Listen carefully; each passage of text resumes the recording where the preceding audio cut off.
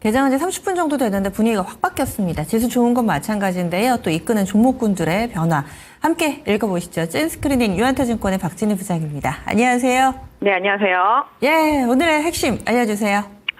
핵심이라기보단 키워드 포모 현상이 좀 나타나는 것 같은 시장의 좀 흐름입니다. 그래서 제가 봤을 때는 지금 예전에 에코프로 없으면 포모 왔던 것처럼 맞습니다. 몰려오는 포모의 공포, 이걸로 일단은 키워드를 좀 정해봤습니다. 네, 워낙에 또 원전주 두산 에너빌리티가 급등을 하고 있고 조선 원전 방산 이쪽이 또 주름 잡고 있는 장애입니다. 오늘 아침 이 포모라는 단어가 좀 자주 등장하는 것 같은데요. 시장 전체적인 흐름 한번 봐주시죠. 네, 예전에 에코프로 그룹주나 에코프로가 없으면 죽을 것 같았던 시간이 있었죠. 지금은 그걸 갖고 있어서 죽을 것 같은 시간입니다만은 일단은 지금은 원전이라든지 조선 방산, 전력기기, 지주회사 이런 거 없으면 정말 딱 죽고 싶은 그런 시장이었습니다. 이렇게 좀 죽고 싶다라는 말이 좀 이렇게 좀 심하게 들릴 수도 있겠습니다만은 지수와 상당히 괴리된 수익률 때문에 한숨이 계속 나오는 개인 투자자분들 상당히 좀 많을 거라고 생각을 하고 있습니다. 일단 오늘 시장을 전체적으로 놓고 본다라면은 제가 봤을 때는 일단 그다음 좀 포모 현상으로 달려왔던 종목들은 조금 숨고르기가 일정 부분 좀 나오는 부분들 좀 대비하시는 게 좋을 것 같고 상대적으로 버려졌던 반도체 섹터주들의 흐름이 강하게 들어오고 있다라는 말씀 드릴 수가 있겠습니다. 이 부분은 이따가도 한번 설명드릴 건데요. 일단 반도체 섹터 강하게 올라오면서 다 급등하고 있는 모습 보실 수가 있겠고 하나오션 같은 경우는 리포트가 나오면서 급등하는 모습 보실 수가 있겠습니다. 반도체 섹터에서는 늘 보면 이스페타시스 심텍이 대장 역할을 해주고 있고요. 최근에 해성 DS가 강하게 올라오는 모습 보실 수가 있겠습니다. 제 눈에는 한미반도체가 참 좋아 보이는데요. 앞으로 어떤 행보를 보일지 좀 지켜보고 싶습니다. 하이닉스 지금 25만 8천 원대, 어제 조정받았던 삼성전자도 지금 거의 2천 원대에 가까이 올라 있는 모습 보실 수가 있겠습니다. IT 섹터, 반도체 섹터 대부분 다 올라 있는 모습 보실 수가 있겠고요. 자동차도 일정 부분 좀 반등에 나서고 있는 모습입니다. 근데 왜 태양광 빠지지 생각하실 수도 있겠습니다. 하나솔루션 급락하고 OCI 홀딩스도 많이 하락하고 있는데요. 미국 시장에서 지금 나스닥 선물 하락의 원인이 되겠습니다. 상하 의원이 지금 태양광 보조금과 관련해서 기한랑 그 삭감 그 기한 그거 갖고도 지금 쟁점을 두고서 지금 싸우고 있기 때문에 이 부분이 영향을 강하게 좀 미치고 있다라고 보실 수가 있겠고요. 전반적으로 방산주들은 일부 조금 차익실현 매물들 나오면서 좀 소폭 약세 보여주고 있는 모습이고요. 나머지 많이 하락했었던 2차전지 쪽도 소폭이지만 좀 반등세가 일부 좀 나오고 있는 모습 보실 수가 있겠습니다. 어느덧 지수는 2,980선대까지 와 있습니다. 오늘 좀 더 힘을 내면 갈 수 있을까? 오늘 내일 이번 주 안에는 아마도 도달하지 않을까라는 기대가 점점 더 커지는데요.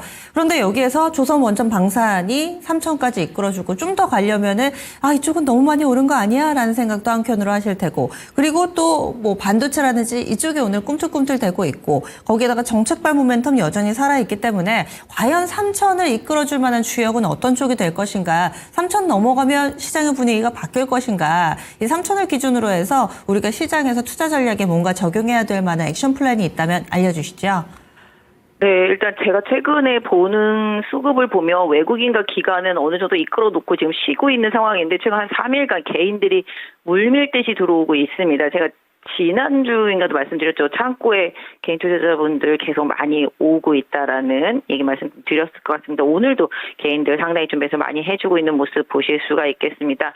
일단은 제가 지금 약간 느끼는 건 3천이라는 그 키워드가 주는 압박감, 또 기대감 이런 부분들도 충분히 있겠습니다만은 3천이 됐을 때 과연 뭐가 올라갈 것인가. 근데 지금 이미 여기까지 끌고 올라와 있는 기존 주도주들은 약간 좀 뭐라 그럴까요? 추가적으로 돈이 더 강하게 들어와야지만 올라갈 수 있는 부분인데 이 부분이 약간 조금 버거워지다 보니까 또 지수 견인력으로 또 그동안 많이 쉬었던 반도체 쪽으로 지금 돌아가고 있다라는 생각을 해보게 되고요.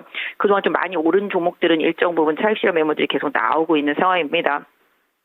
제가 좀 예상해 보건데 2차 전지도 지금은 아니지만 어느 순간 지금의 급등했던 종목들처럼 소외연산에서 벗어나서 쇼커버링이 시작되는 타이밍이 올 수도 있겠습니다. 다만 그거는 이제 뭔가 해결의 실마리가 생길 만한 이슈가 부각이 됐을 때 얘기라고 보시겠고, 그다음에 지금 반도체가 지금 강하게 올라오는데 최근에 이제 반도체가 갈 듯 말 듯 하다가 한번 주저앉았었는데 상당히 좀 힘들었죠. 어제 미국 시장에서 반도체 지수가 오르기도 했는데 제가 반도체 지금 소부장들이 코스닥을 좀 리딩할 수 있고 이런 부분들이 최근에 하이닉스 혼자만 가고 나머지는 못 갔었는데 왜 반도체에다 조금 관심을 두시기를 말씀을 드리냐 하면은 제가 예전에도 원전 계속 얘기하면서 두산 에너벨스 되게 강하게 좀 말씀드렸었는데 지금은 이제 한미반도체를 비롯해서 반도체 소부장 섹터를 조금 보시기를 바라는 가장 큰 이유가 HBM 쪽들은 장비에 대한 전공정 장비 이런 쪽들에 대한 수요가 계속 앞으로도 좀 필요할 거라고 생각을 하고 있고요.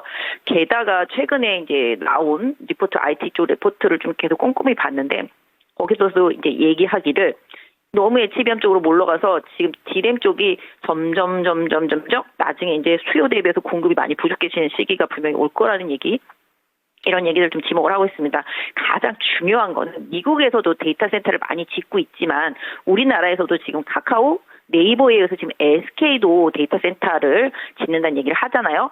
이 데이터 센터가 엄청나게 반도체를 빨아들입니다. 물론 이로 인해서 전력 수요에 대한 기본적인 부분들도 들어가고 뭐 냉각이라든지 이런 거 다 들어가겠습니다만 기본은 반도체라고 보겠죠. 그래서 우리나라에서 그렇게 대형 데이터 센터가 3개나 일단 시작하고 다른 업체들도 분명히 시작할 거라고 보고 있습니다. 결국은 그렇다라면 반도체도 지금 상당히 관세 압박에서 자동차와 반도체가 가장 크게 타격을 받았지만 결국은 이 관세 압박이 해소가 되는 시점이 되면은 가장 크게 반등할 섹터도 자동차하고 반도체라고 보고 있습니다.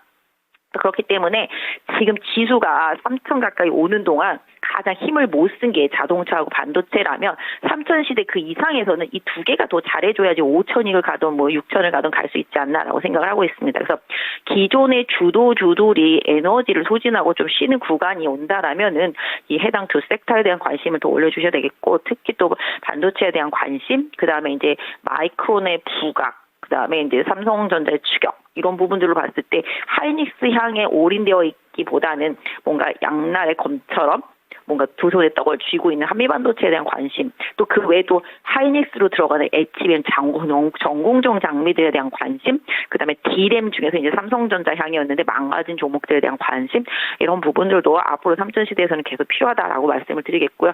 해당 종목들에 대한 관심 계속 좀 보시면 좋은데 제가 수출입 데이터를 지금 3개월째 보고 있는데 반도체 섹터 수출입 데이터들이 되게 좋아요. 장비주들이. 근데 주가가 정말 완전히 망가져 있거든요.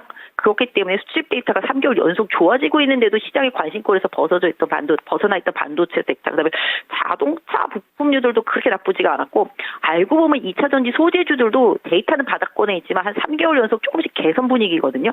이런 분위기가 어느 순간 좀 뭐 시장의 돈들이 손바닥 뒤집듯이 시장을 좀 바꿀 수 있는 상황이 됐을 때는 가격 메리트가 부각될 수 있겠다라는 것도 늘 좀 관심권에 놓고 주시하실 필요가 있겠고 기존의 주도주들이 아직 죽은 건 분명히 아니기 때문에 기존 주도주들에 대한 시장의 뷰가 약화되는 타이밍 이런 부분들을 계속 좀 캐치하는 그런 노력도 좀 필요하겠다. 뭐 건설 이후에 지금 기계주들도 많이 올라가고 있듯이 시장이 계속 지금 돌아가면서 하부 섹터로 흘러내려가는 그런 모습을 좀 보이고 있고요. 그다음에 이제 밸류와 관련되어 있는 종목들도 꾸준히 정책 모멘텀을 갖고 계속 순환매, 주도주는 순환매, 그다음에 낙폭과대주는 뷰의 변화 이런 부분들이 좀 신경을 쓰시면서 3천 시대를 좀 대비하시는 전략이 좋지 않나 싶습니다. 네, 오늘도 자세한 말씀 고맙습니다.